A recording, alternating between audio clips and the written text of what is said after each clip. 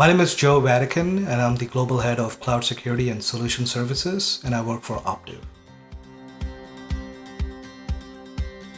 Optiv is a pure cybersecurity organization and one of the largest in the world. We purely focus on cybersecurity on end-to-end services for our enterprise clients. We work with 400 different technology integrating partners, including Microsoft. Customers come to Optiv for end-to-end cybersecurity services. We provide Microsoft Azure Sentinel services today, and why customers come to us is our breadth of understanding from a technical standpoint with 400 different technology partners that we work with today. In a typical enterprise organization, there are 60 to 70 different security tools within their security tool belt. It's very critical for organizations to understand to take that telemetry out of those security toolset to give them that single visibility and observability point into Microsoft Sentinel, and also using the SOAR components to build the incident case management around it. This makes it very unique from a value proposition perspective for Optiv.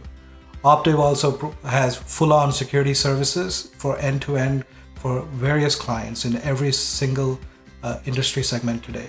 We do over 2,000 clients from end-to-end operations for the client, and also manage their Microsoft Sentinel services.